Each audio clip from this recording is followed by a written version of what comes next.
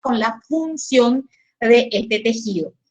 La otra característica importante de este tejido es la constitución que tienen. Fíjense lo que dice acá, está constituido por células y matriz extracelular. Esto es netamente diferente a lo que vimos en el anterior tejido básico que estudiamos, que es el tejido epitelial. Porque la semana anterior estuvimos estudiando sangre, que es un tipo especial de este tejido. Vamos a entender bien por qué, ¿verdad? El tejido epitelial está constituido por células, ¿sí? También está constituido por células. Pero ¿qué no tiene? ¿Qué tiene el tejido conjuntivo? Esa matriz extracelular tan particular. Si bien es cierto que no podemos decir que el tejido epitelial carece absolutamente de matriz extracelular, podemos decir que es mínima esa matriz extracelular. Sin embargo, en el tejido conjuntivo en el tejido conjuntivo en general está muy desarrollado. Otra característica que estamos haciendo, estamos comparando, ¿sí? Estamos no solamente dando las características del tejido conjuntivo, sino lo estamos comparando con otro tejido básico que es epitelial. Entonces, ante la pregunta, ¿compara el tejido conjuntivo con el tejido epitelial? Son estos los criterios de comparación que tenemos que tener. Otra característica, las células, ¿de acuerdo? Las células del tejido epitelial son células que se parecen mucho entre ellas o incluso son todas idénticas.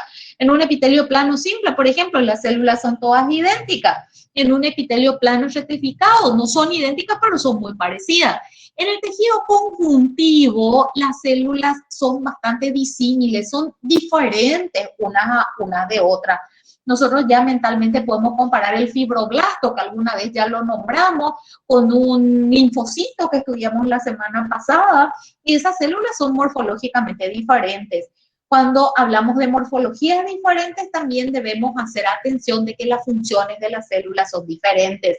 Entonces, el fibroblasto tiene la función de la síntesis y el mantenimiento de los componentes de la matriz extracelular del tejido, mientras que, por ejemplo, el linfocito es una célula que participa en las reacciones inmunológicas, en las reacciones defensivas.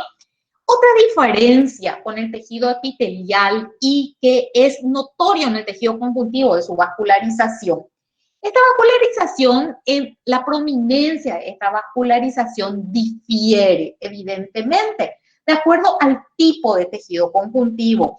Pero si nos referimos, por ejemplo, al tejido conjuntivo de tipo laxo, que subyace los tejidos epiteliales, por ejemplo, ¿verdad?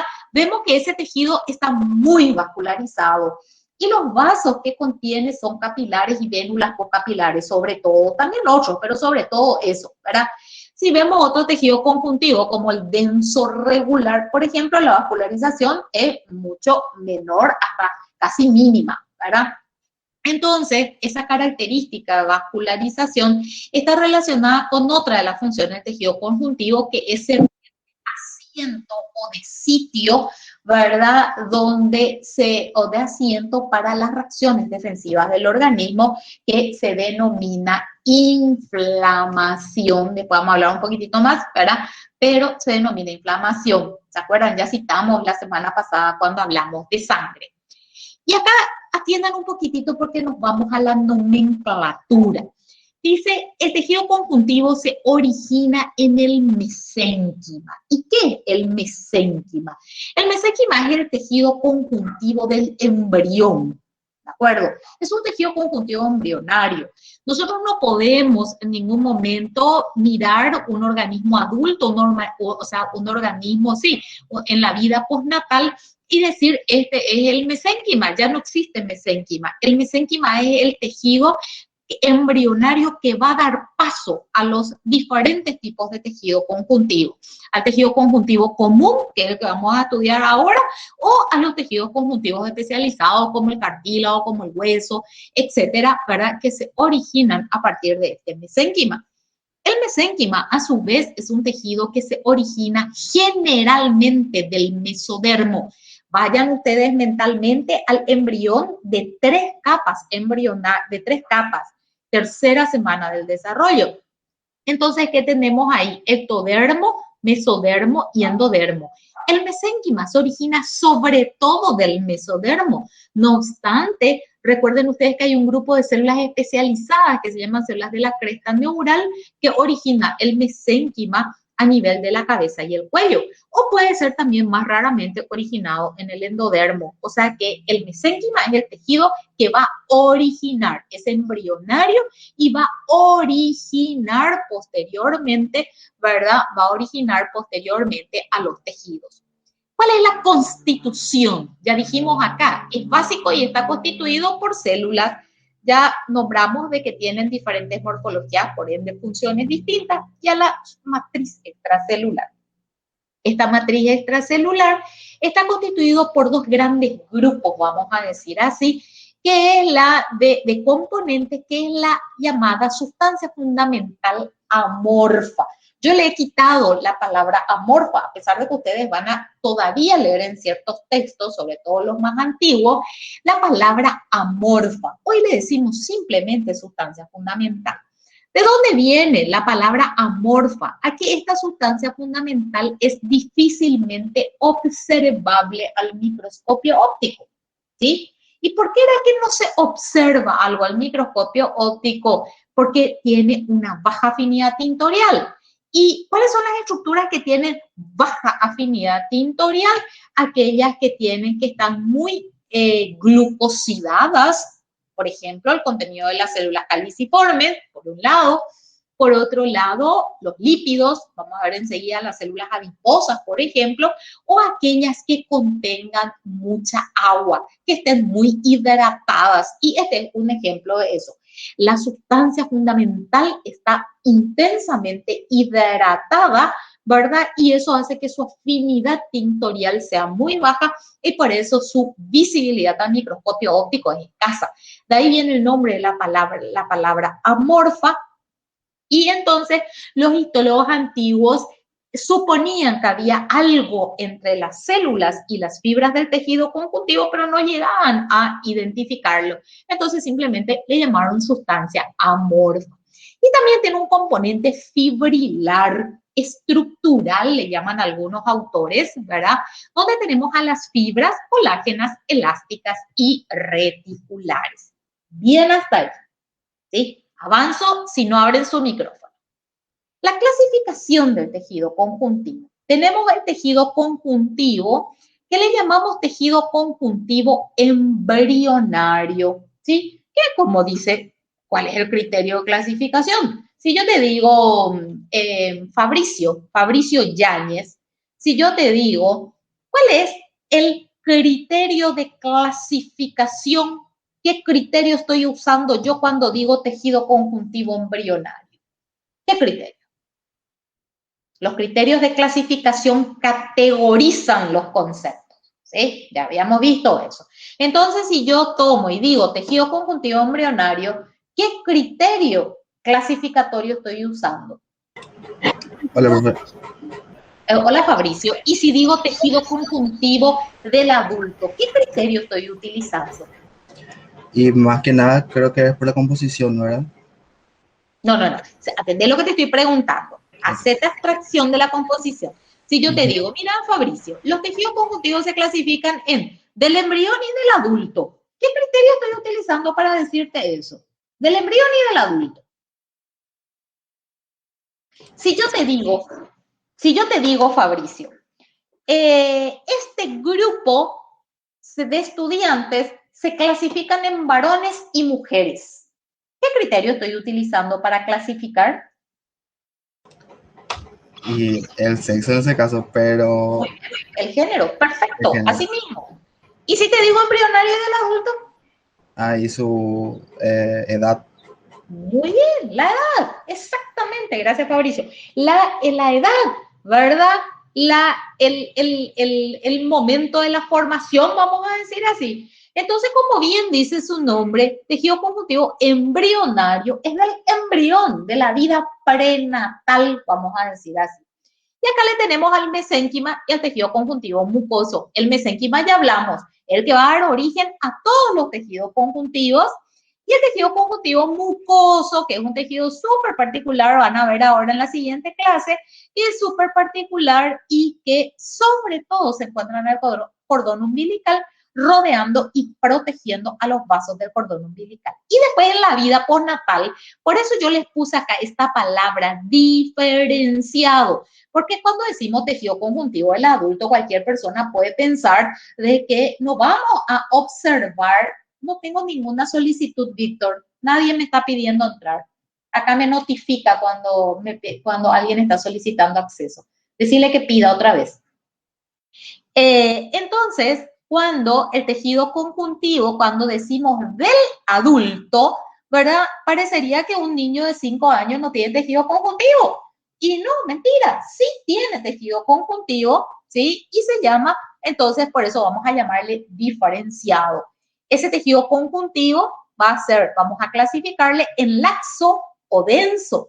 Y acá sí entra lo que dice Fabricio, que es lo que tenemos acá en este recuadro, que la clasificación se basa en la composición y en la organización de sus componentes extracelulares y en sus funciones. Entonces yo digo, este tejido es un tejido conjuntivo laxo o areolar. Evidentemente estoy diciendo hay mucha sustancia fundamental, mucha matriz extracelular, sustancia fundamental. Y si digo este tejido conjuntivo es denso, tiene mucha fibra. Y después tenemos a los tejidos conjuntivos especializados. Estos ya vimos, el sanguíneo y hemopoético, y el resto vamos a ir viendo. Perfecto. Acá vamos a mirar primero el esquema del tejido conjuntivo. Este es el clásico tejido conjuntivo donde me muestra, si yo ahora en la evaluación les señalo acá, por ejemplo, y les digo, ¿qué, Joaquín? Si yo te señalo acá, Joaquín Longo, ahí donde está, no sé si están viendo, a ver si se ve mi flechita. Entonces, si yo pongo acá mi flechita y te digo, Joaquín, ¿qué elemento del tejido conjuntivo estoy señalando? ¿Qué señala la flecha? ¿Qué me vas a decir? ¿Qué me vas a responder? Ya vimos cómo está constituido. Entonces ahí está mi flechita. Decime qué elemento estoy señalando. Ahí donde está claro, rosadito, este rosadito pálido. ¿Qué elemento estoy señalando? ¿Me dejó Joaquín? Sandra Torres. La sustancia fundamental. Así mismo, la sustancia fundamental. Eso sería la sustancia fundamental. Es el espacio que rellena, es eso que rellena, ese componente que rellena el espacio entre las fibras estructurales, que acá le vemos a colágeno, le vemos a la fibra elástica, ¿verdad? Y la célula, acá tenemos la célula más característica. Nuestro libro usa la palabra conspicua quiere decir característica del tejido conjuntivo. Es la célula que da, vamos a decir así, que le da significado al tejido conjuntivo. Y después tenemos otras células que ustedes pueden ver acá. La otra cosa que nos muestra este esquema, la otra característica, es la presencia de los vasos sanguíneos. Acá tenemos, generalmente son vasos de pequeño calibre, entonces acá tenemos probablemente esté significando un capilar y una vénula o vénula postcapilar. Acá tenemos tejido conjuntivo laxo, ¿verdad? Acá tenemos el esquema y acá tenemos la imagen en el corte histológico, donde vemos fibras, ¿verdad? Se nota el componente fibrilar, se nota la sustancia amorfa, como nos dijo Sandra, este hueco acá, estos huecos, y los elementos celulares que ustedes pueden notar. Acá tenemos un núcleo redondeado, acá también, acá tenemos un núcleo estirado. Esta es una célula que parece que tiene gránulos, entonces diferentes tipos celulares. Bien, la constitución del tejido conjuntivo. En la constitución del tejido conjuntivo tenemos en la constitución del tejido conjuntivo tenemos a la sustancia intercelular. Acá nos olvidamos de la célula. Acá vamos a ver solamente MET quiere decir matriz extracelular. Esto para las evaluaciones, para todas partes, MET quiere decir matriz extracelular. Entonces, cuando miramos la matriz extracelular, podemos decir que la matriz extracelular está constituido por elementos, la sustancia fundamental o amorfa, como ustedes dijeron, que comprende a componentes inorgánicos. La sustancia fundamental o sustancia amorfa está formado por componentes inorgánicos donde tenemos al agua y a los iones, y a componentes orgánicos donde tenemos a proteínas unidos a hidratos de carbono.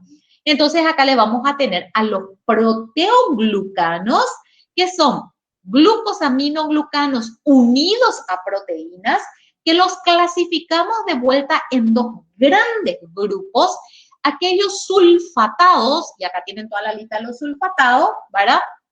Y aquellos no sulfatados. ¿Qué importancia tiene esto? ¿Verdad? ¿Qué importancia tiene esto? De que los sulfatados son aquellos que atraen agua y cationes. ¿Y por qué atraen agua y cationes? A ver un poco Araceli Caballero, que entró y salió. Entró, puso su nombre y salió. O está ahí presente, de cuerpo presente, o de espíritu presente. Se unió con otro elemento probablemente. Hola, Araceli, ya me doy cuenta que, disculpame el comentario, te uniste con otro dispositivo. Sí, no me está funcionando bien el wifi y ahora me conecté de mi teléfono nomás ya, profe. Perfecto. Decime un poquitito por qué a vos te parece que estos glucosaminosulfatados van a atraer agua y cationes. ¿Qué es lo que va a hacer que se atraigan agua y cationes? ¿Por qué lo clasificamos en sulfatados y no sulfatados?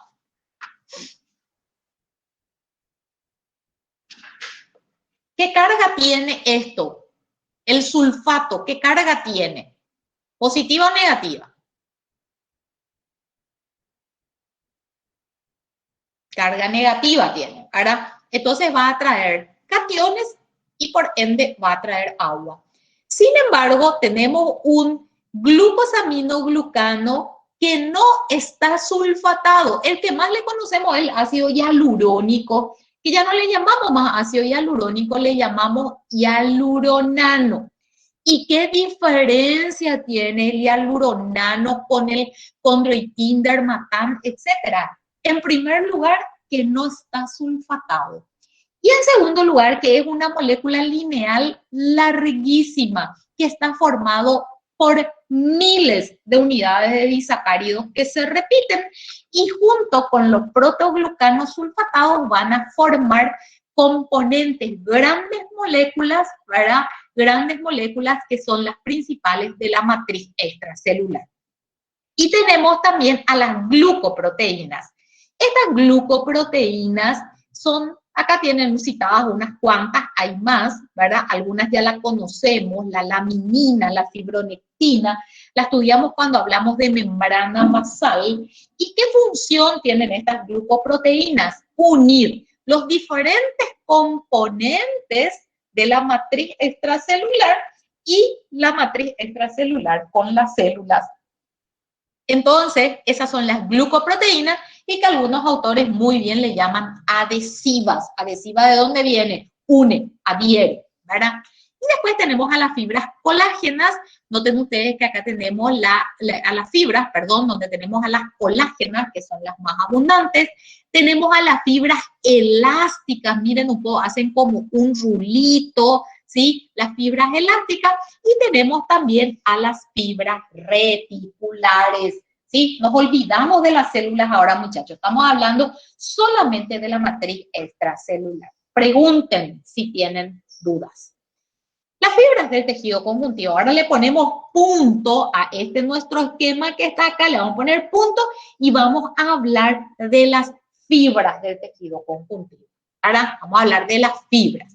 Las fibras son de tres clases, colágenas, elásticas y reticulares. Hay algunos autores que dicen colágenas y elásticas nomás, porque las reticulares son un tipo de fibras colágenas. Pero como son tan especiales, ¿verdad? Las vamos a citar también y le vamos a llamar reticulares. Miren ustedes que dice que están presentes en cantidades distintas. Y eso es lo que Fabricio me dijo hace 10 minutos, ¿verdad? La constitución, me dijo. Entonces, el hecho de que las fibras estén en diferentes cantidades me habla de las funciones diferentes que cada tejido tiene. No es la misma cosa la cantidad de colágeno que necesito en un tejido conjuntivo laxo que se encuentra formando la lámina propia de un epitelio de revestimiento cilíndrico simple con chapa estriada y células caliciformes, que aquel que tiene que formar el tendón. ¿Sí? El tendón tiene que resistir fuerzas mecánicas importantes, sabemos eso. Inserta a los músculos, una de las funciones del tejido, ¿verdad? Entonces, la cantidad es diferente porque la función del tejido es diferente. Y entonces acá vamos a clasificar al tejido, el tejido conjuntivo laxo y denso. Cada tipo de fibra es producida por fibroblastos. Sí, los fibroblastos, ya dijimos que son las células más abundantes, las más características del tejido conjuntivo. Por fibroblastos, ¿verdad? Y por fibroblastos y por otras células. Nosotros ya sabemos que está producida, por ejemplo, la colágena puede estar producida por el osteoblasto, por el condroblasto, ¿verdad? O sea que hay otras células que también producen colágeno, pero principalmente lo hace el fibroblasto y está compuesta por proteínas de cadenas polipeptídicas largas. Eso vamos a dejar en stand-by y vamos a ver enseguida. Y ahí tienen todas las células que pueden sintetizar el colágeno. Bien, nos vamos ahora a organización y síntesis del colágeno. ¿De acuerdo? Ese es el título de lo que vamos a tratar en las siguientes diapositivas. Organización y síntesis del colágeno. Entonces vamos a ir nosotros de mayor a menor. Nuestra construcción va a ser en degradé. Vamos a ir de mayor a menor. Entonces acá tengo en una... ¿Qué coloración es esta? María Cecilia, ¿qué coloración es esta? María Cecilia Espínola.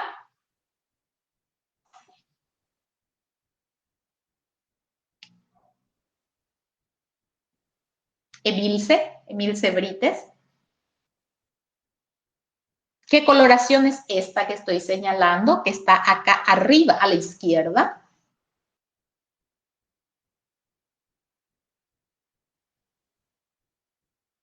¡Wow! Profe, no es un HIE. Una coloración de hematoxilina, Rosmarie, gracias. No, Fabricio, no es una coloración de paz, es una coloración de hematoxilina eosina, como dice Rosmarie. Acá tenemos a las fibras de colágeno, que son eosinofílicas, y acá tenemos a los núcleos. Entonces, me dirán ustedes, pues, ¿por qué las fibras de colágeno también son más positivas, cierto? ¿Verdad?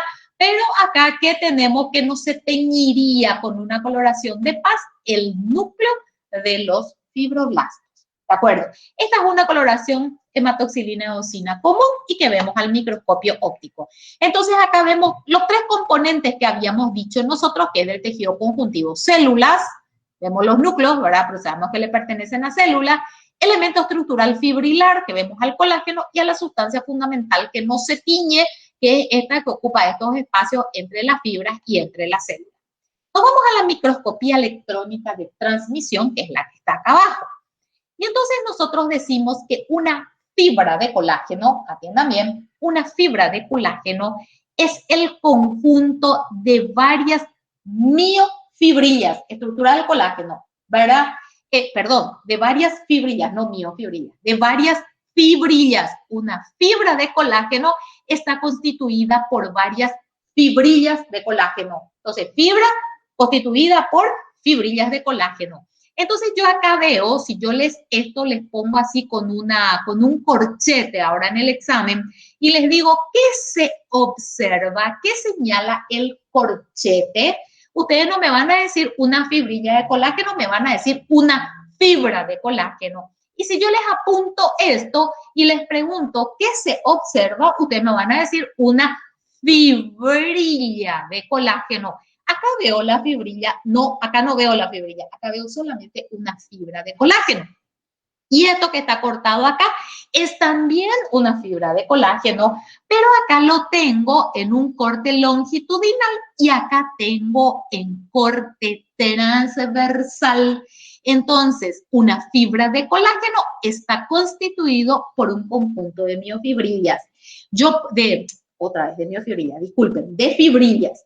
Entonces, yo puedo mirar este corte, esta microfotografía en microscopía electrónica de transmisión y puedo decir corresponde a un tejido conjuntivo denso,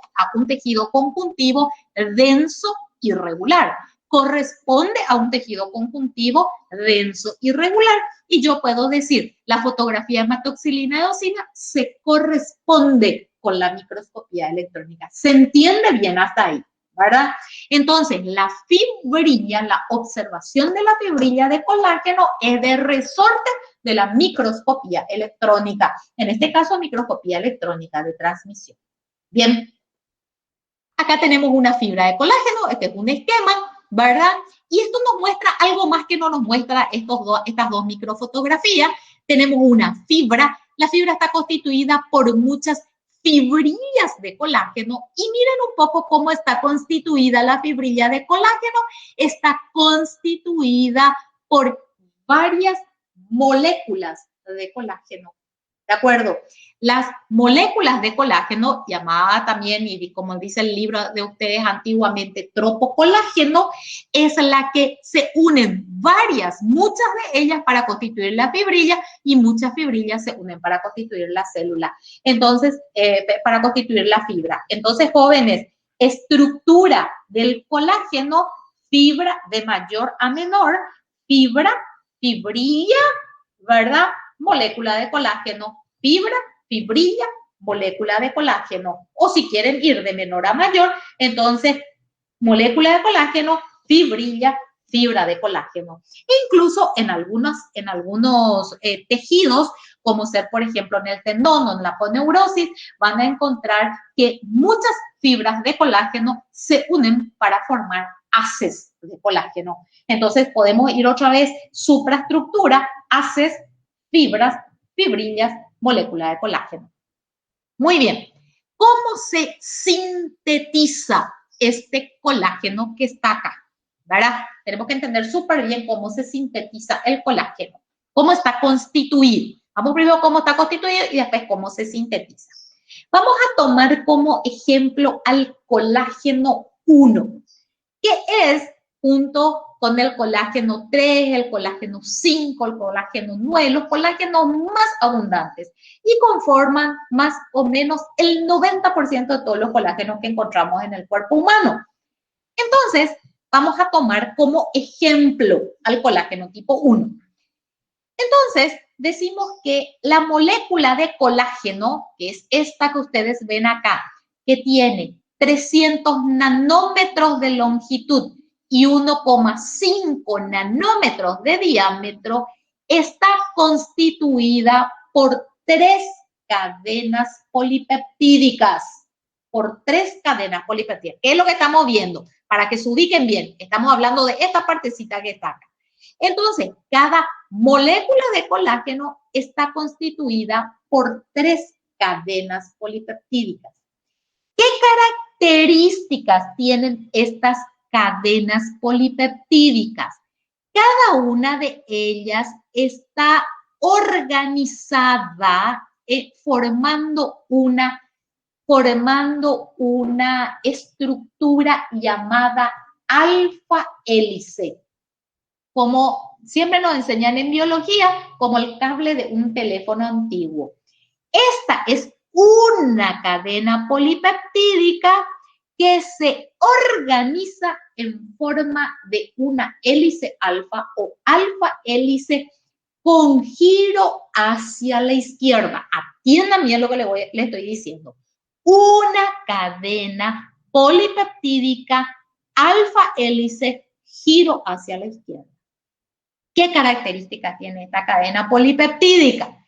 Esta cadena polipeptídica es rica en algunos aminoácidos que nosotros estamos viendo ahí.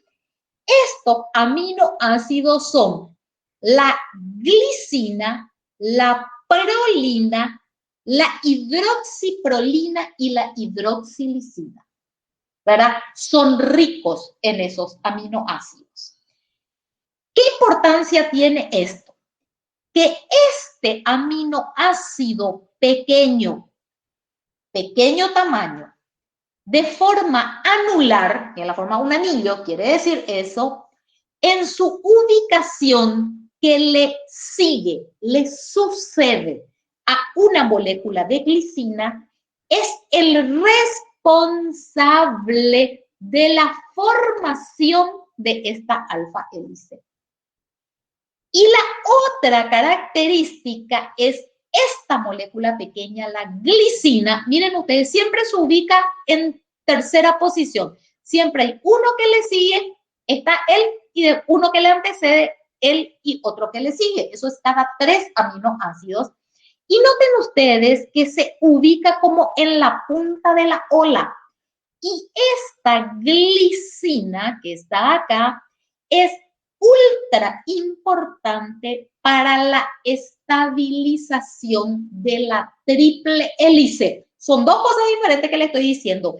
La prolina es indispensable para la formación de esta alfa hélice giro izquierda, ¿de acuerdo? De esta cadena polipeptídica. Pero esta glicina es indispensable para que esta triple hélice se estabilice. Entonces yo tengo 3 cadenas polipeptídicas de estas características y entonces cuando tenga las 3 hechas, ahora las voy a organizar para la formación de, como dice su nombre, de una triple hélice. Y miren un poco ustedes que esta es una alfa, esta es una hélice alfa y esta también. Pero esta tiene una sola cadena y esta tiene 3 cadenas, por eso esto se denomina triple hélice. Y esta triple hélice estabilizada gracias a la presencia de la glicina, ¿verdad? Porque van a formar enlaces, ¿verdad? Intracatenarios, dice el libro. ¿Qué quiere decir intracatenario? Dentro de la cadena, quiere decir esto, puentes de hidrógeno y de disulfuros, ¿verdad? Se va a estabilizar esta cadena y esta cadena va a girar a la derecha. Entonces tenemos una triple hélice giro dextrógiro. Entonces cada una gira hacia la izquierda, pero cuando se organizan las 3 giran a la derecha y eso es terriblemente importante para la organización y para la estabilidad de la molécula. ¿De acuerdo? Muy bien.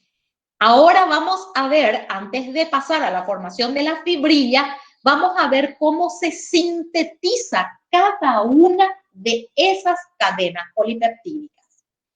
Se sintetiza, vamos a decir que se sintetiza en el fibroblasto, ya sabemos que hay otras células también que le pueden sintetizar, y entonces vamos a decir que como toda síntesis proteica comienza en el núcleo de la célula.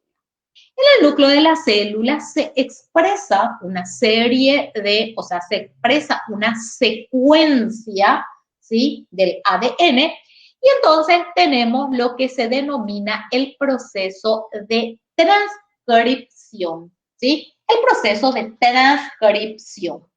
Y entonces ese proceso de transcripción me va a generar un ARN mensajero. Ese ARN mensajero va a salir del núcleo. Acá tenemos nuestro ARN mensajero. Va a salir del núcleo de la célula y va a continuar, o sea, va a empezar la síntesis de proteína, porque todavía no tenemos ninguna proteína, tenemos solamente el ARN mensajero, y entonces va a comenzar la síntesis de la proteína en una estructura que sabemos que se llaman ribosomas libres. ¿Entienden? Acá empieza a leerse este ARN mensajero y me aparece una proteína. Miren un poquitito acá. Acá está emergiendo, esta es la proteína bebé. Pero ¿qué tiene esta proteína bebé? Tiene un péptido señal, como cuando yo pongo mi maleta en la cinta transportadora y dice a Nueva York, tiene un código de barra. Entonces yo me voy a Nueva York, me voy a Londres, que es donde yo me quiero ir, ¿verdad? Entonces, este péptido bebé, esta proteína bebé, tiene un péptido señal que le indica cuál es el destino que tiene que seguir. ¿Me van siguiendo? ¿Verdad? Entonces, este destino dice, esta proteína tiene que ir al espacio extracelular, entonces lo vamos a translocar al retículo endoplásmico rugoso. ¿Se entiende? Entonces, la proteína es introducida a la luz del retículo rugoso. Ya llegó al retículo rugoso, mi maleta ya llegó a Londres, yo ya le puedo sacar la etiqueta. Entonces, ya llegó al retículo rugoso, yo ya le saco el péptido señal. ¿De acuerdo? Y sigo sintetizando cada una de estas cadenas polipeptídicas que está acá. ¿Entiendes? Eso es lo que estoy sintetizando. Cada una de las tres. Pero, ¿qué va a sufrir lo que el libro nos dice? Modificaciones post-traduccionales. ¿Qué quiere decir post? Una vez que entró al retículo rugoso, se va a modificar ese péptido, ¿sí? ¿Y cuáles son las modificaciones que sufre y que son muy importantes para la formación de la molécula de colágeno? Se hidroxila, ¿verdad? La lisina y la prolina, y entonces tenemos hidroxiprolina e hidroxilisina. Punto 1. Se glucosida la molécula, ¿sí? Tiene adición de grupos oligosacáridos O unidos en O, excepto los extremos N unidos. Y después, miren un poquito una cosa, por eso les hablé antes del péptido señal, aparece en ella un extremo globular. Fíjense, cada una de mis moléculas, cada una de mis cadenas polipeptídicas, ven acá ya tengo 3, cada uno tiene en su extremo carboxil, en sus extremos, vamos a decir así, tienen este rulito que ustedes le ven acá, que es un extremo globular. ¿Por qué es importante eso? Porque este extremo globular me va a asegurar la formación correcta de la triple hélice. O sea, cada uno de estos tiene acá un extremo globular, ¿sí? Unidos a través de puentes de disulfuro.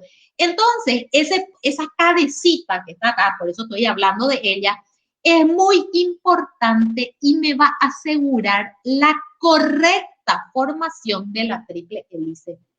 Entonces, yo tengo acá el extremo globular, se forma la triple hélice, o sea, miren un poco, ¿dónde se forma la triple hélice? En el retículo rugoso se forma la triple hélice, es una modificación posttraduccional de la proteína, ¿sí? Y después, la proteína está ya, en este momento se va a llamar procolágeno, esta molécula, procolágeno, se va a llamar, se une a una proteína chaperona, que es HSP47, que va a impedir que esta molécula se una con esta y se una con otra parecida y se forme una fibrilla de colágeno en el interior de la célula. Eso no queremos en el interior de la célula.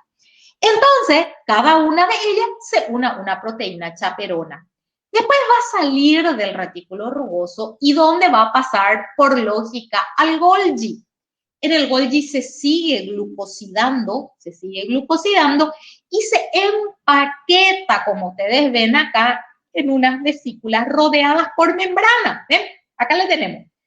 Vesículas rodeadas por membrana que va a emerger del trans-Golgi. Esto se llama cis-Golgi, esto se llama trans-Golgi.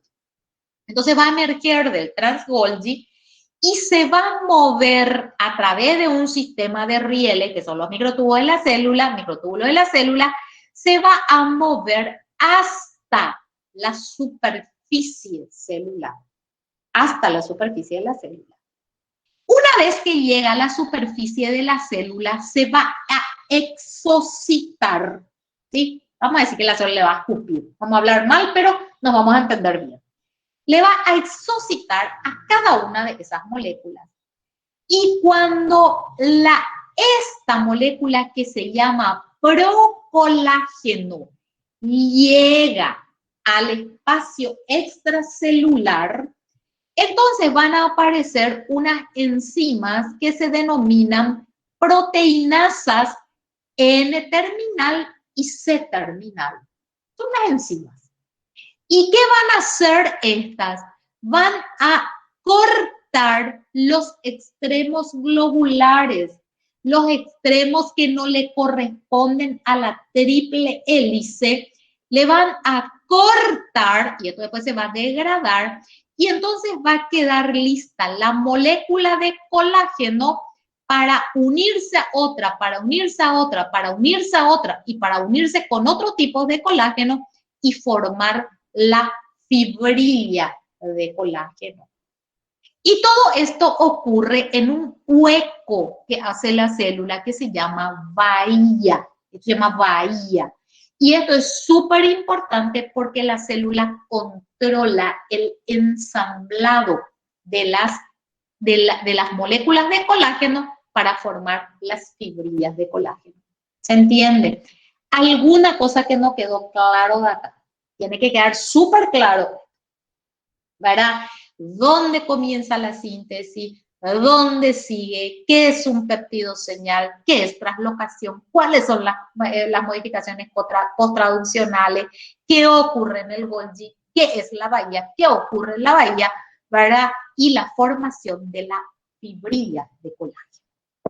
Ahí llega. Sí, Rosmary, te escucho. Profe, ¿ves que vos dijiste que en la bahía se iba a cortar los extremos globulares? Y esos extremos globulares son los que vos te referiste en el retículo endoplasmático rugoso, como los rulitos, o eso ya desaparece en el Golgi. No. Buena pregunta, excelente. Acá tengo cada una de las cadenas polipeptídicas de las 3 hélices.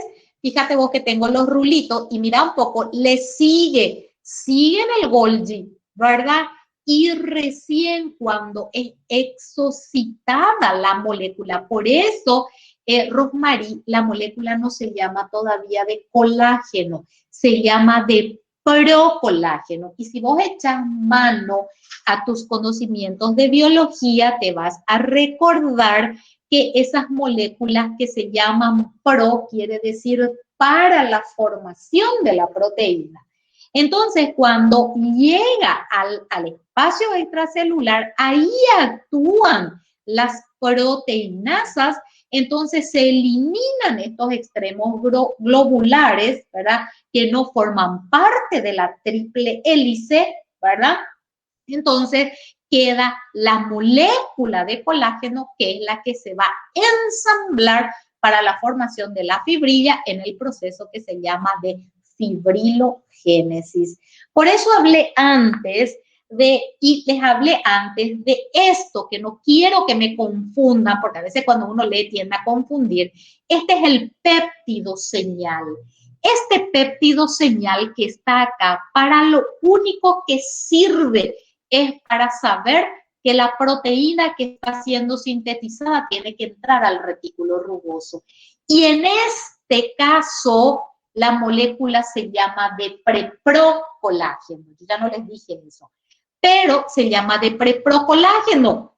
Entonces, cuando llega al retículo rugoso, lo que se escinde es el péptido señal, ¿sí? Una vez escindido el péptido señal, se forman los extremos globulares y esos extremos globulares le acompaña a la molécula de colágeno hasta ser exocitado.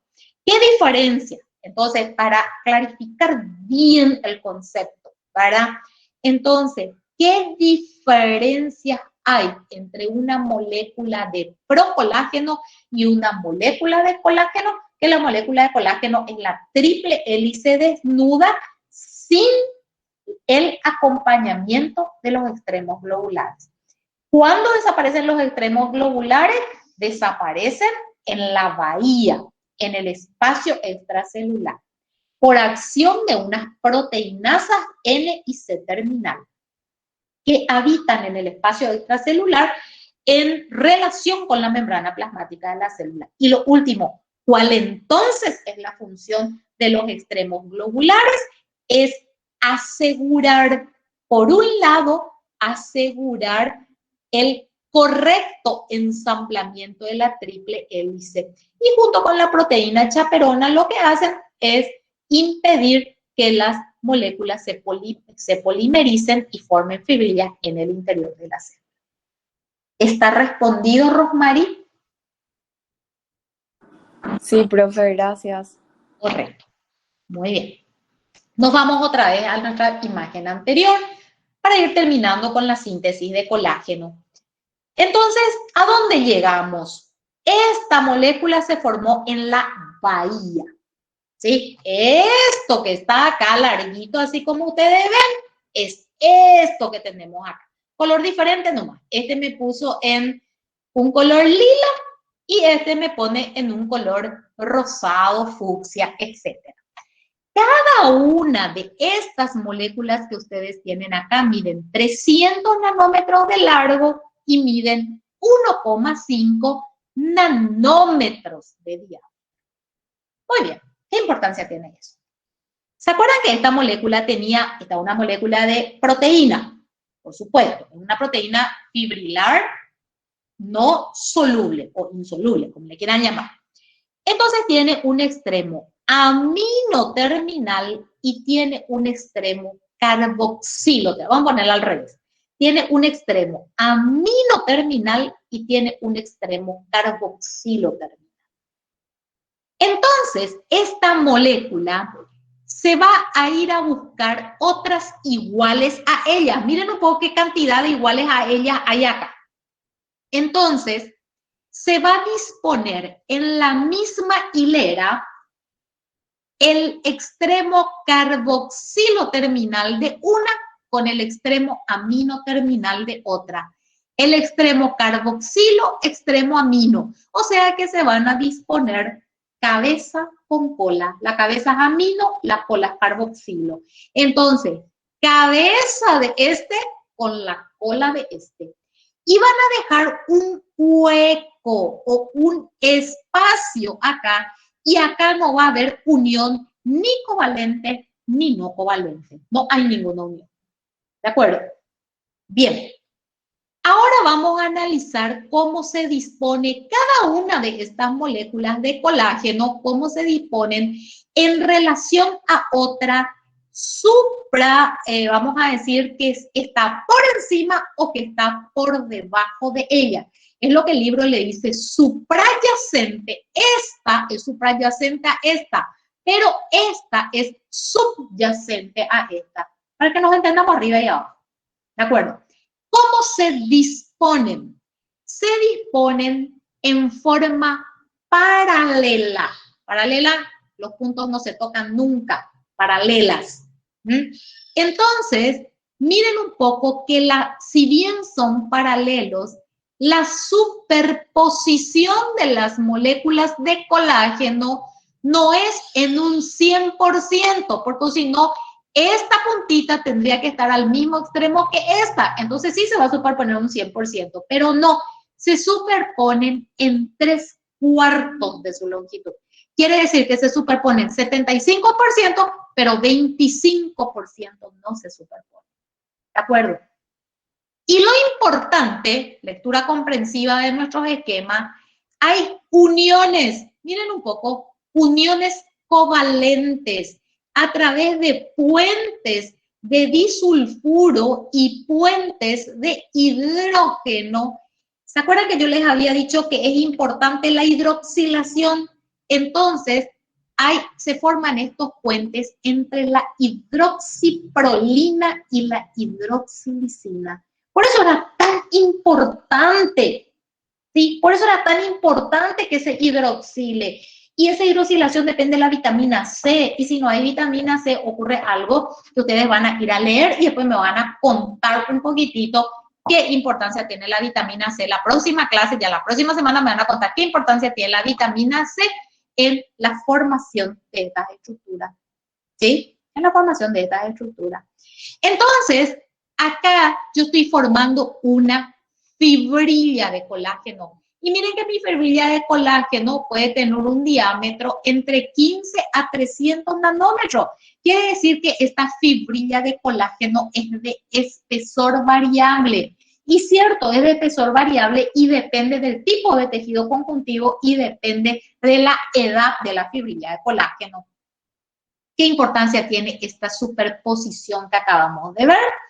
La importancia es que me va a determinar cuando yo miro, y me voy otra vez a esta imagen, en una microscopía electrónica de transmisión o con un microscopio de fuerza atómica, voy a ver que la fibrilla de colágeno tiene estriaciones, ¿de acuerdo? Tiene bandas claras que alternan con bandas oscuras, ¿de acuerdo? Tiene zonas de mucha superposición, donde no entra el tetróxido de osmio, o tiene zonas de menor superposición, donde entra el tetróxido de osmio, que habíamos visto ya la primera semana de clase, que es un fijador y es un tinte, ¿verdad? Que le da contraste a los tejidos para la observación microscopía electrónica. Entonces, yo voy a tener este aspecto de bandas claras alternando con bandas oscuras. Muy bien. Este patrón es muy regular, por lo tanto, el patrón de banda clara va a ser, voy a tener entonces una zona de brecha de 0,6 y una zona de superposición intensa, miren, esta es la zona de superposición, de 0,4 D. ¿Y qué quiere decir D? Quiere decir distancia axial. Entonces, si yo sumo 0,4 y 0,6 me da una D, una distancia axial. Y una distancia axial equivale a una banda clara y a una banda oscura. Y si yo tomo una clara y una oscura y la mido, voy a tener una longitud de 68 nanómetros. ¿Entienden? ¿De dónde viene 68 nanómetros? Entonces, una clara, una oscura, una 40, otra 60%, me va a dar una distancia axial. Entonces, una distancia axial en una fibrilla de colágeno va a corresponder a 68 nanómetros. Y acá está lo que les dice el libro. Miren un poco, dice 300 nanómetros es igual a 4,4 de distancia axial. Si yo tengo una molécula de colágeno que mide 300 nanómetros dividido entre el valor de una distancia axial. ¿Cuál es el valor de una distancia axial? 68 nanómetros. Me da que una molécula de colágeno tiene una distancia axial de 4,4 de distancia axial. 4,4. ¿De acuerdo? Entonces, ¿qué es lo que quiere decir D? Quiere decir distancia axial. Una distancia axial equivale a 68 nanómetros, que es lo que se repite en la fibrilla de colágeno. Si mi molécula mide 300 nanómetros, teniendo en cuenta que cada distancia axial mide 68, yo tengo 4,4 de distancia axial en una fibra. Esta es una molécula de colágeno. Entonces, de vuelta, porque es importante, importancia, ¿sí? La prolina, súper importante para que se forme en cada cadena polipeptídica la alfa hélice. La glicina, súper importante para que se forme la triple hélice. Se estabilice la triple hélice. Y la hidroxilación, súper importante para que se forme la fibrilla de colágeno. Ven que nada está dispuesto al azar. Todo tiene una explicación. Muchas fibrillas de colágeno, entonces, se van a formar una fibra de colágeno. Entonces, este que está acá, este dibujito, ¿a qué corresponde? Corresponde esto, que señalo acá, corresponde a esto que está acá. ¿Ven?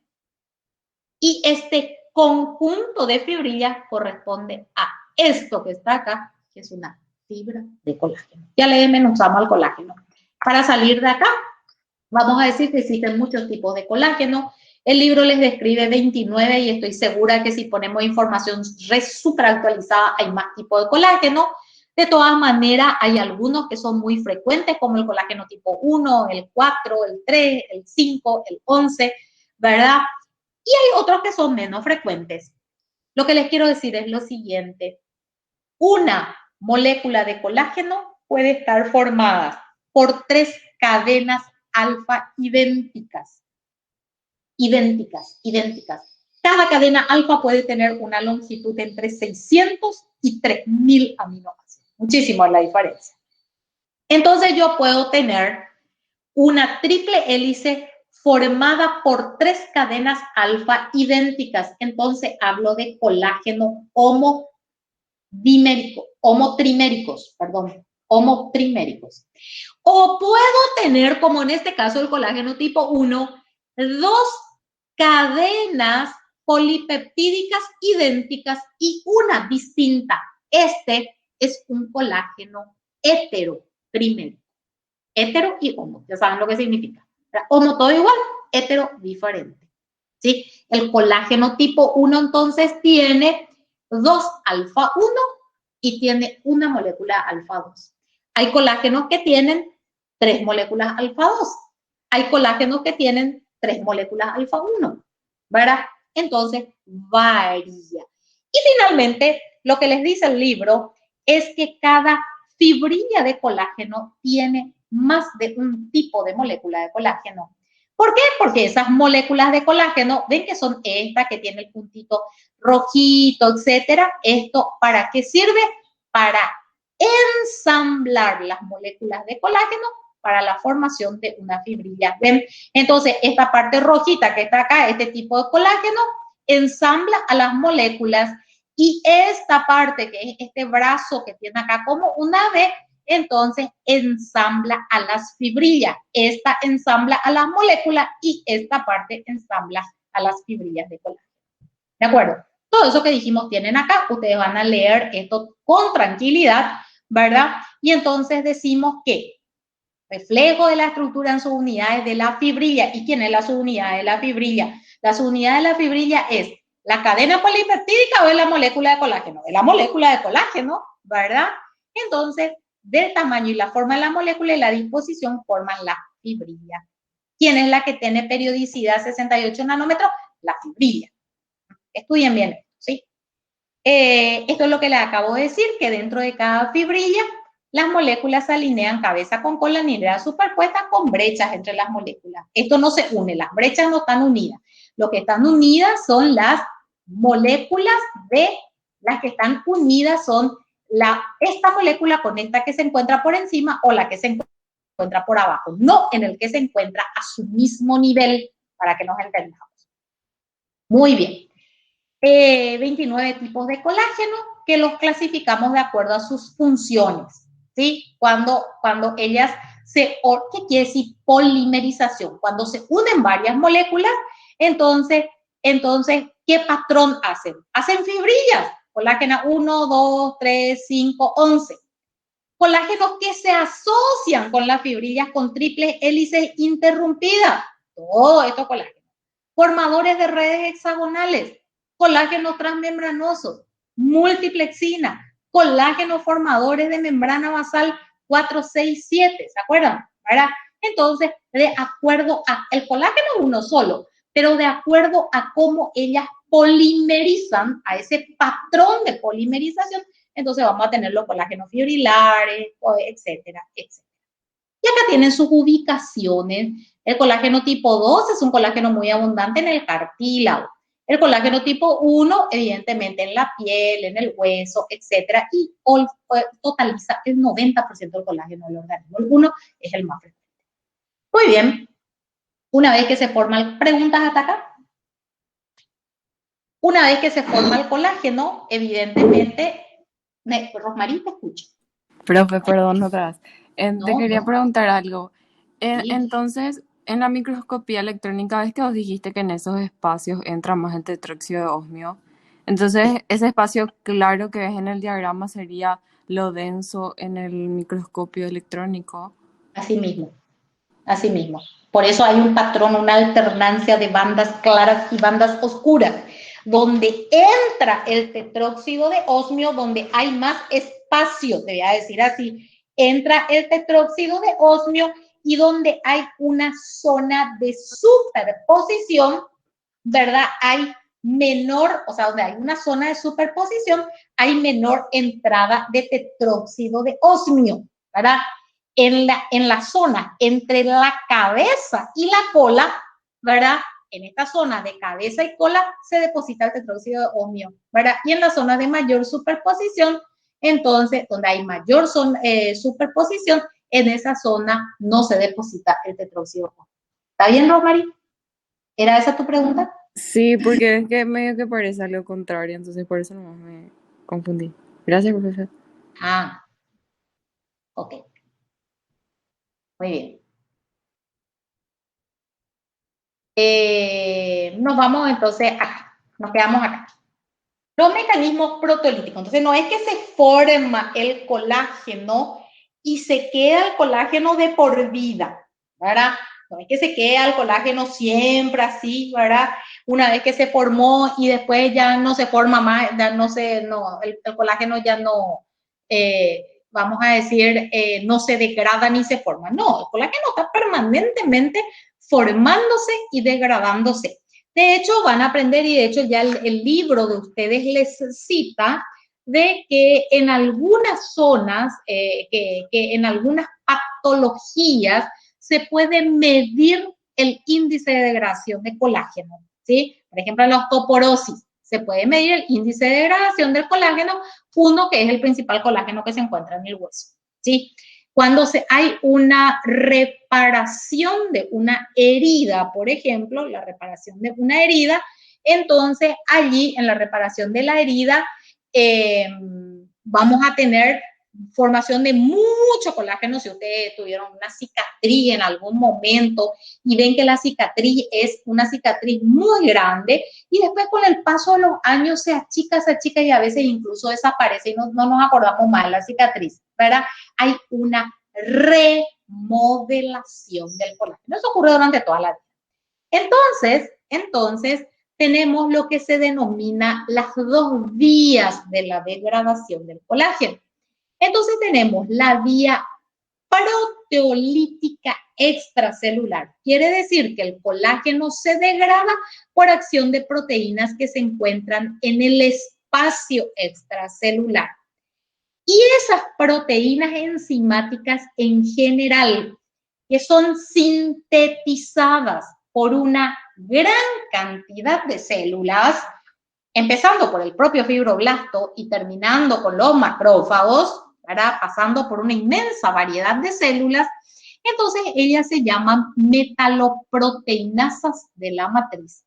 Y se clasifican en colagenasas, gelatinasas, etcétera. Hay una serie, el libro incluso les cita más, que van a degradar colágenos de las láminas basales, van a degradar colágeno desnaturalizado, van a degradar otras proteínas de la matriz extracelular y algunas incluso son sintetizadas por células tumorales y es la manera en que las células tumorales avanzan a través de los tejidos sanos. ¿De acuerdo? O puede ser degradado por acción fagocítica dentro de las células. Y acá tenemos a los dos grandes grupos, fibroblastos y macrófagos, que van a fagocitar y degradar al colágeno. Entonces, la vida media de un colágeno puede ser de muchos años, por ejemplo, tejidos conjuntivos densos, de muchos años, o tejidos conjuntivos más laxos, o más jóvenes o reparativos que se degradan entonces muy rápido, tienen una vida media muy corta. ¿De acuerdo?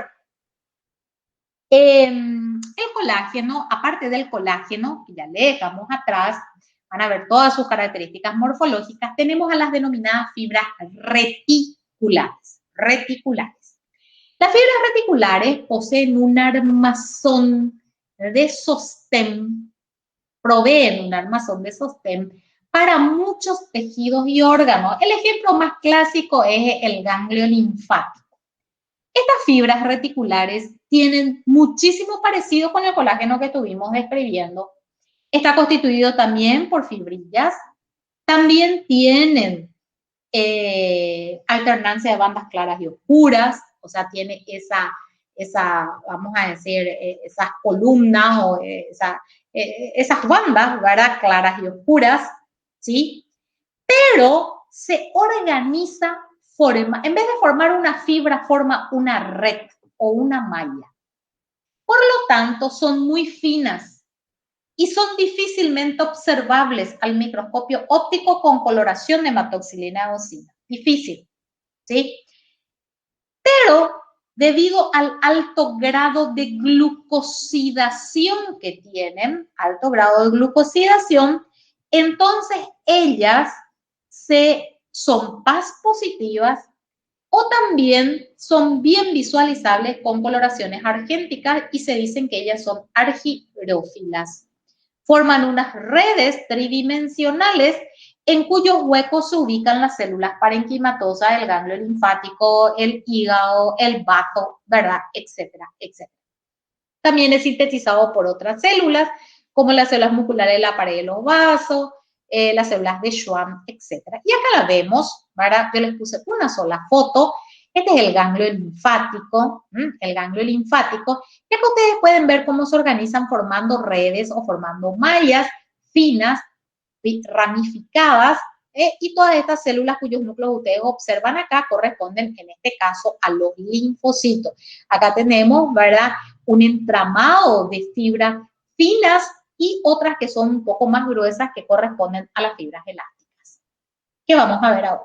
Las fibras elásticas, reticulares no tienen muchos secretos. Las fibras elásticas, dice, son fibras que son distintas a las fibras de colágeno. Si bien pueden ser sintetizados por los mismos grupos celulares, incluso al mismo tiempo, el fibroblasto puede estar haciendo al mismo tiempo colágeno y elásticas, fibras colágenas y fibras elásticas. Al mismo tiempo puede estar haciendo las dos sintetizando colágeno y sintetizando fibras elásticas, ¿verdad? Son distintas. ¿Por qué? Porque las fibras son onduladas, son altamente flexibles, pero escasamente resistentes a la tracción mecánica. O sea, se sueltan pronto, se sueltan fácil, pero son bastante elásticas. Pueden llegar a distenderse hasta 150 veces su longitud. O sea, que son terriblemente elásticas. ¿De acuerdo? Y se encuentran donde se encuentran las fibras colágenas porque miren un poco, son espectaculares para trabajar juntas. Porque las elásticas proveen elasticidad y las colágenas proveen resistencia. Entonces, la piel, por ejemplo, tiene fibras colágenas y tiene fibras elásticas. ¿De acuerdo? Órganos que tienen que modificar su volumen permanentemente, como los pulmones, una gran cantidad de fibras elásticas. ¿De acuerdo? No son tampoco muy bien observables con microscopio óptico, salvo las que son gruesas, porque tienen una característica birrefringencia, que es lo que van a ver mañana en los cortes histológicos, ¿verdad? Y lo que vamos a ver con el nombre de láminas elásticas. Son birrefringentes en la pared de la arteria aorta, por ejemplo, y se las puede observar con hematoxilina eosina. O si no, no es la mejor coloración para poder observar. ¿Cómo se forma? O sea, ¿por qué esta molécula tiene esa propiedad elástica tan característica? ¿A qué se debe eso? A que en esta molécula tenemos una secuencia aminoacídica, ¿sí?, que se repite. Y entre esos aminoácidos tenemos, por ejemplo, a la glicina, la prolina, la valina, ¿verdad?, que forman secuencias que son altamente hidrófobas.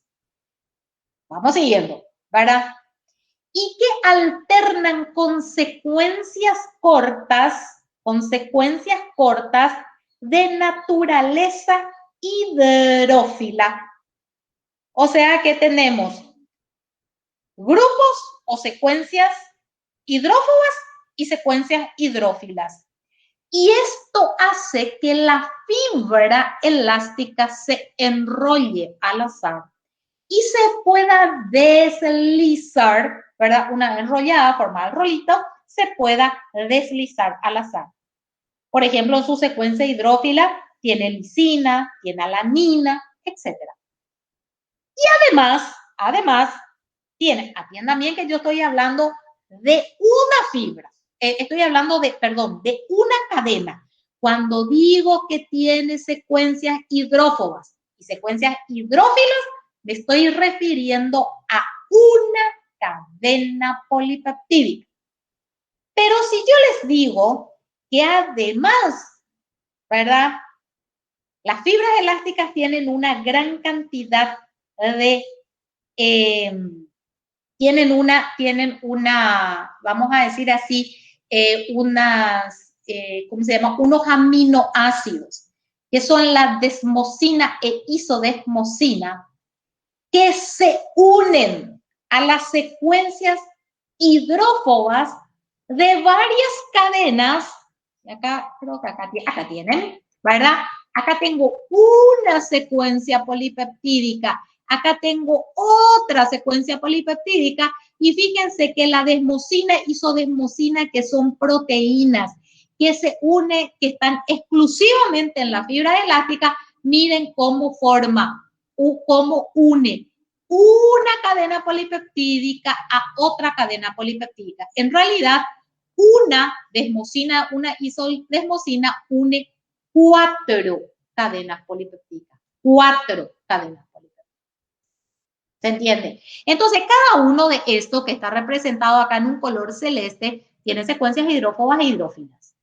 Eso hace que se forme este rulito que ustedes ven acá. Pero el hecho de que estén unidas y esto se pueda deslizar y se pueda estirar, se debe a que en cada fibra elástica tenemos desmosina e isodesmosina, que son propias de las fibras elásticas, que van a unir 4 secuencias polipeptídicas, y entonces al unir esto, si yo les tiro, se desliza y posteriormente forman enlaces cruzados. Ven acá, pueden seguir ustedes, este rojito que está acá, forman enlaces cruzados y después si yo les suelto, vuelven a su estado natural. Esa es la característica de la fibra elástica. Por eso la fibra elástica, ¿verdad? Tiene este aspecto que ustedes ven acá, ¿verdad? En esta coloración que debe ser medio dorseína, ¿verdad? Tiene esta y tiene esa capacidad de distensión. Miren un poco qué diferencia hay entre el colágeno, ¿verdad? Y esto está formado por fibrillas y esto no está formado por fibrillas, ¿verdad? ¿Cómo se sintetiza la fibra elástica? Para sintetizarse la fibra elástica necesitamos una proteína fibrilar primero, que se llama fibrilina. La fibrilina es una proteína que tiene un extremo amino y un extremo carboxilo. Cuando se une el extremo amino al extremo carboxilo de otra fibrilina, o sea que se unen extremo amino y extremo carboxilo, forman una estructura globular que ustedes ven acá que se llama perla. Se llama perla, ¿de acuerdo? Entonces, lo primero que hace la célula, el fibroblasto, cuando quiere sintetizar fibra elástica, lo primero que hace es sintetizar fibrilina 1, ¿sí? Una vez que sintetiza la fibrilina 1 y se forman las perlas, sintetiza una proteína asociada a la fibra elástica, que se llama proteína asociada a la fibra elástica 1 y que se ubica en las perlas que le formó la fibrilina. Ahí ustedes tienen en un color amarillo, se nota perfectamente en esas perlitas. Muy bien. Una vez que se forma esta estructura, empieza la síntesis y la exocitosis de la tropoelastina. ¿Se acuerdan del tropocolágeno? Muy bien. La tropoelastina. La tropoelastina. Y entonces esta proteína se va depositando, la tropoelastina, y posterior, ¿dónde se depositan? Se depositan en la zona de las perlas, donde está la MAGP1, y luego se funden entre ellas y van englobando a las microfibrillas de fibrilina.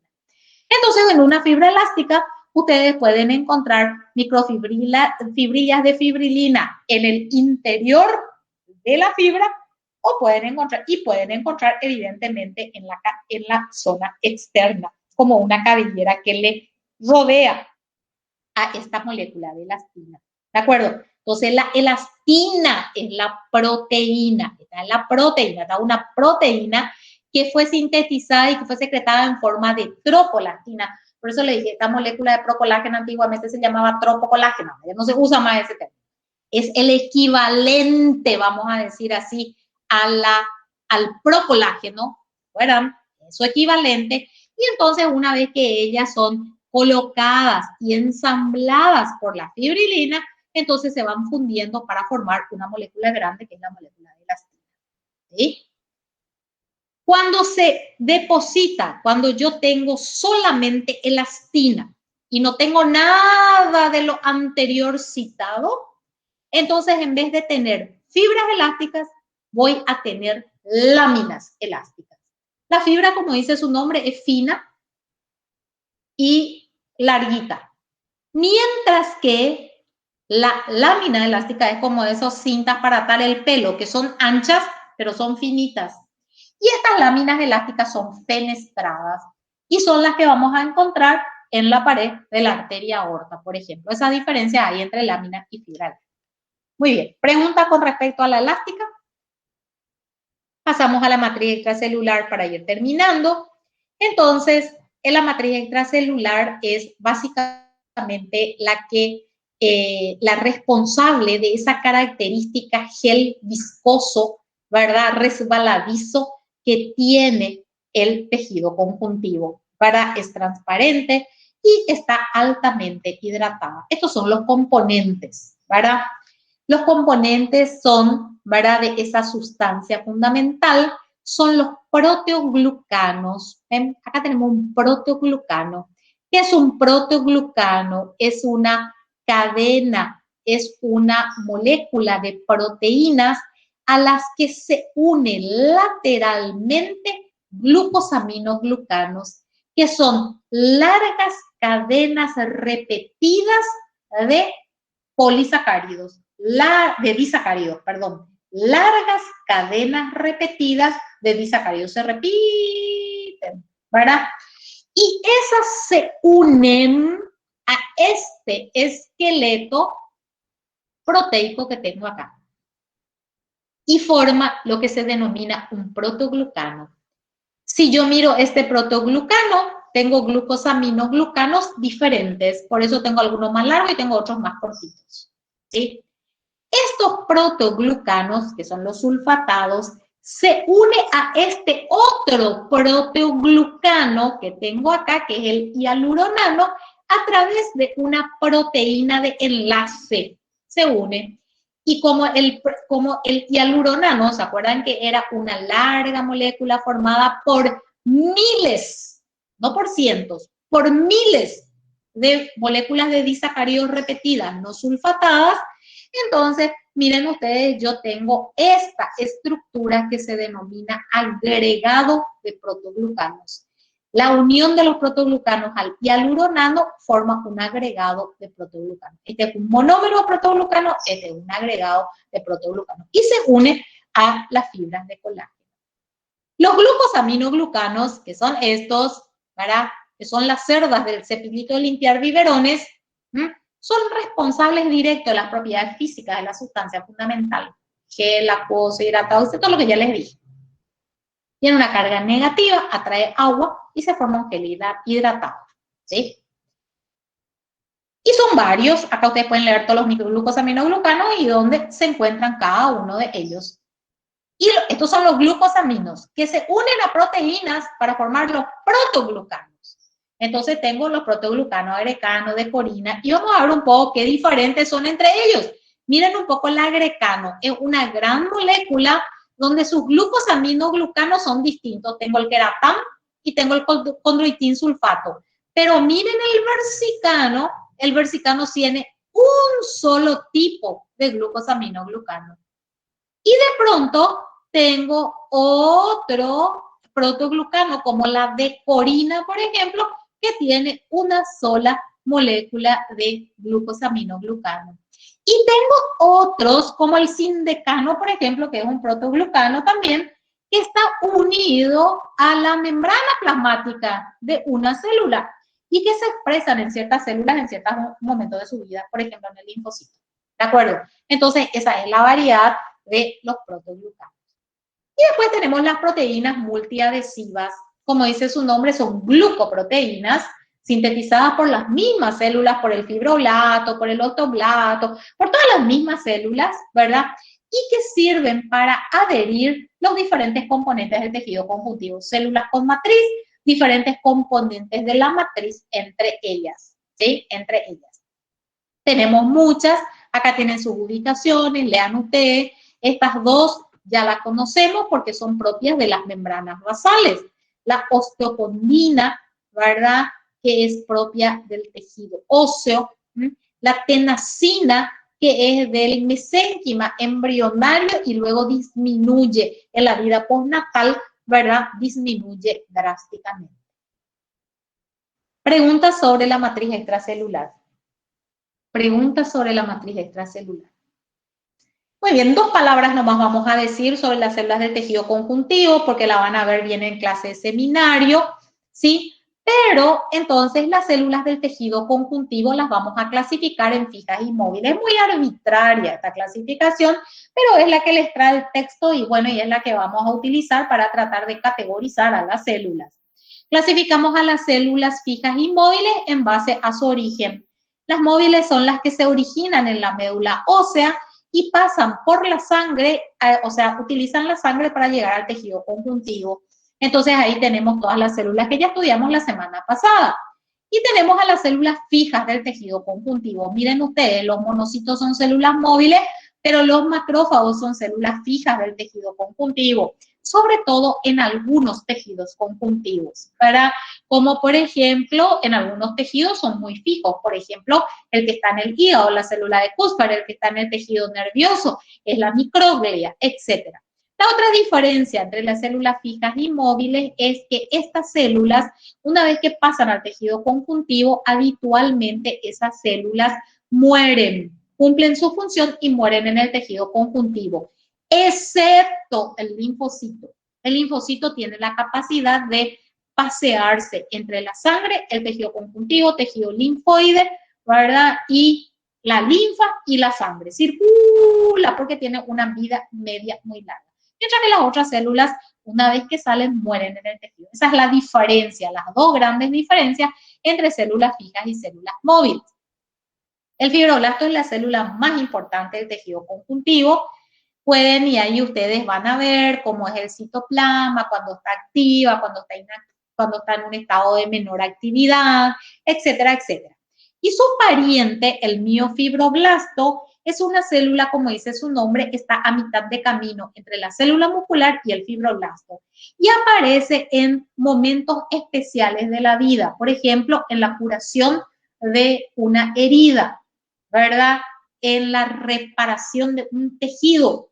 Entonces, tiene características de células musculares, acercan los bordes de la herida o de los tejidos, ¿verdad?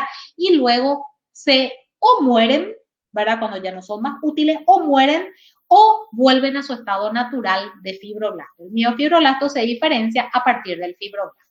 Es muy difícil reconocerlas en el microscopio óptico, ¿verdad? Porque se las confunde con el fibroblasto. Acá tenemos un fibroblasto, las fibras colágenas, ven acá tenemos una fibra colágena, otra, y está formada por numerosas fibrillas de colágeno. Acá tenemos una fibra constituida por muchas fibrillas de colágeno. Y el macrófago es una célula que pertenece al sistema mononuclear fagocítico, antiguamente llamado sistema retículo endotelial.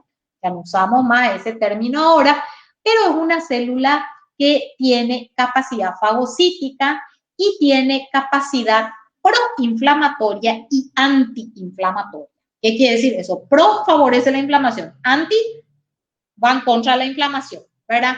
Entonces, cuando decimos que el macrófago se activa por vía clásica, por acción del interferón gamma, del factor de necrosis tumoral alfa o de los lipopolisacáridos de los bacterianos, entonces se transforman o sintetizan sustancias proinflamatorias, destruye la matriz extracelular y promueve la apoptosis de las células del tejido conjuntivo.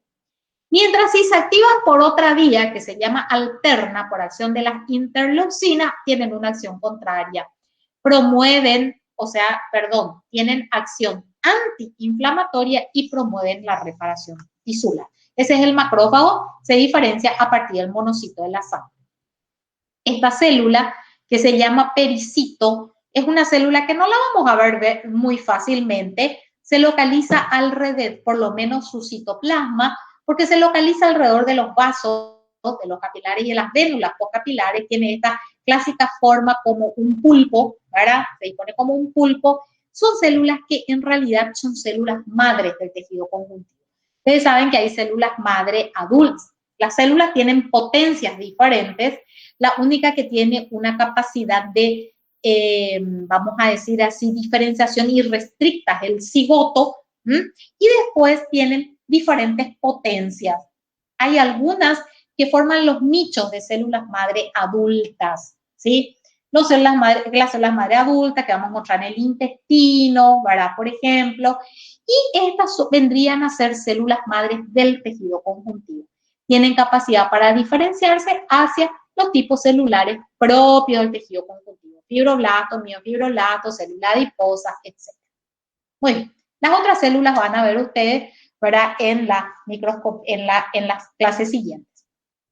El tejido adiposo, que creo que está en el capítulo número 5, por ahí de nuestro libro, también tenemos que leer ya ahora, es un tipo de tejido conjuntivo especializado, cumple una función muy importante en la homeostasis energética y hasta ahí todo bien.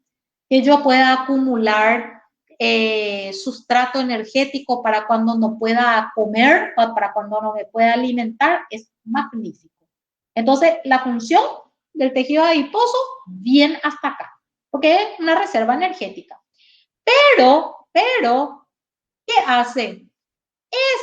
Este tejido actúa como un gran órgano endocrino. Y entonces va a sintetizar hormonas que van a tener, por ejemplo, una acción diabetógena al impedir que las células puedan utilizar la insulina. Entonces, la obesidad viene acompañada generalmente de la diabetes. Va a sintetizar, por ejemplo, angiotensinógeno y me va a subir la presión arterial.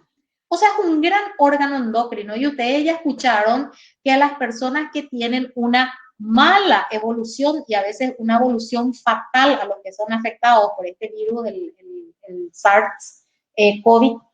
Entonces, estos son personas que tienen una gran cantidad de tejido adiposo porque actúan como una sustancia, o sea, como un órgano endocrino, secretan factores proinflamatorios, entonces se produce una inflamación que es incontenible por el cuerpo, ¿sí? Entonces, regula y esa acción de regulación lo hace a través de señalizaciones paracrinas y endocrinas.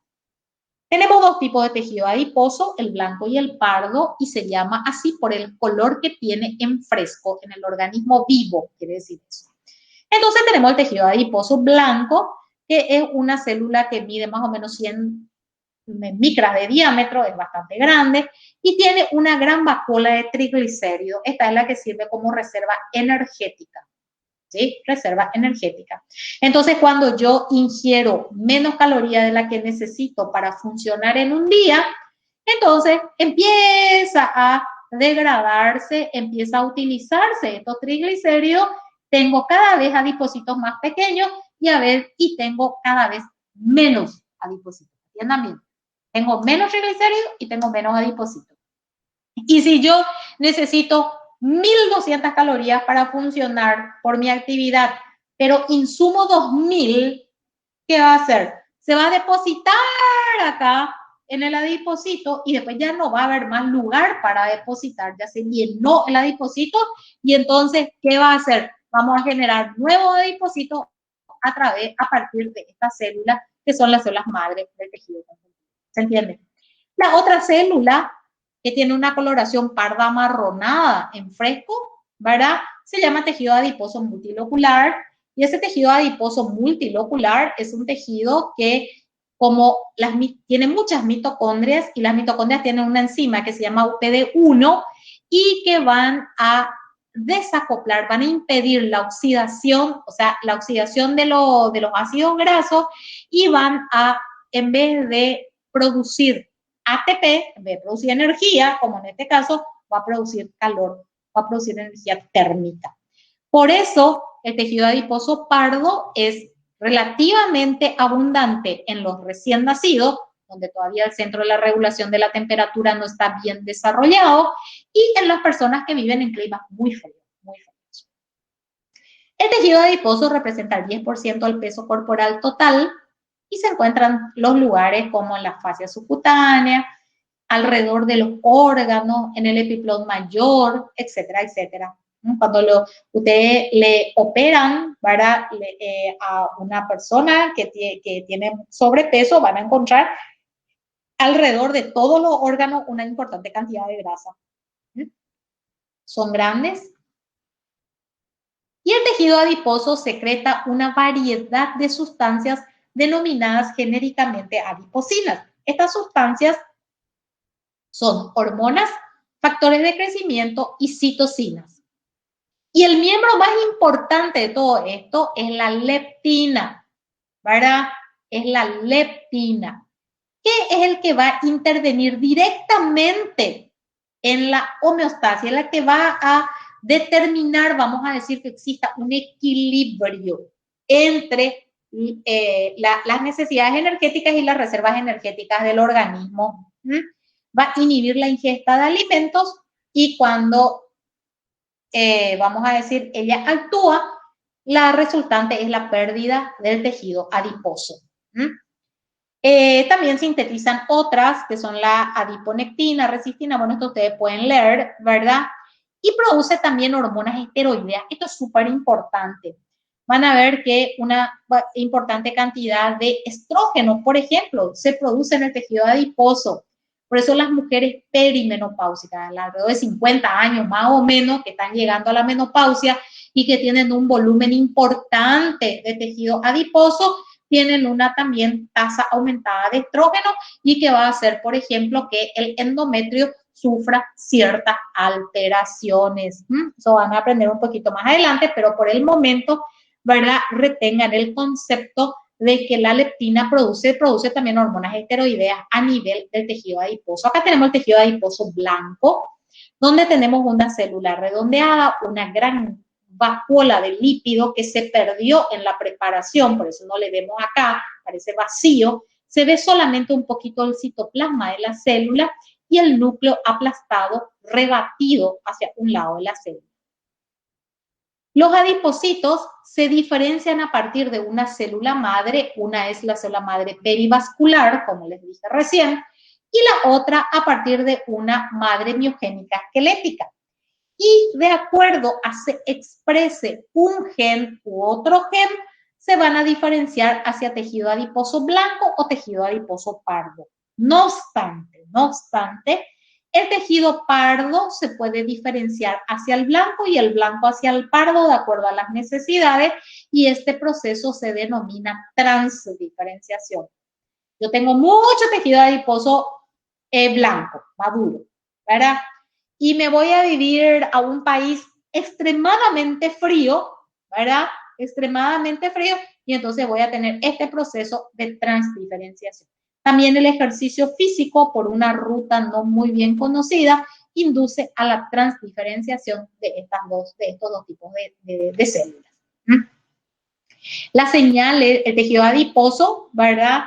Se regula a través de señales que incluyen el eje encéfalo entero adiposo, cerebro, tubo digestivo y tejido adiposo.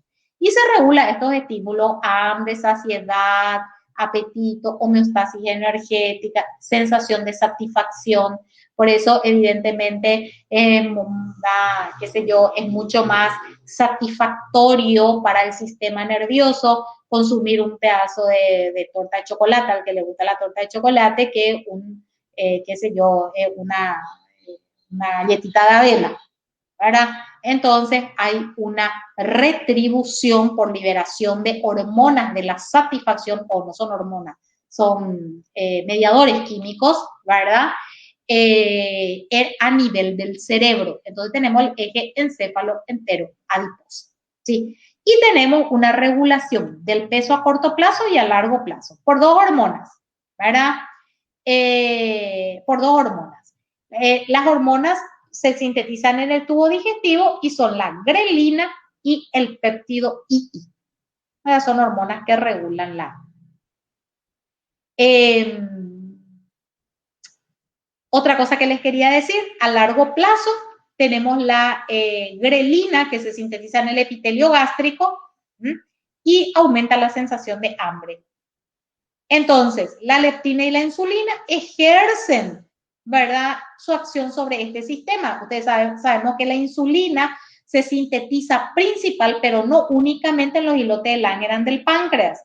Y esta hormona es la que potencia o la que favorece la utilización de la glucosa por la célula. Entonces, para que la glucosa entre al interior de la célula, se necesita insulina. De lo contrario, la glucosa queda en los vasos sanguíneos, causando un daño en los vasos sanguíneos.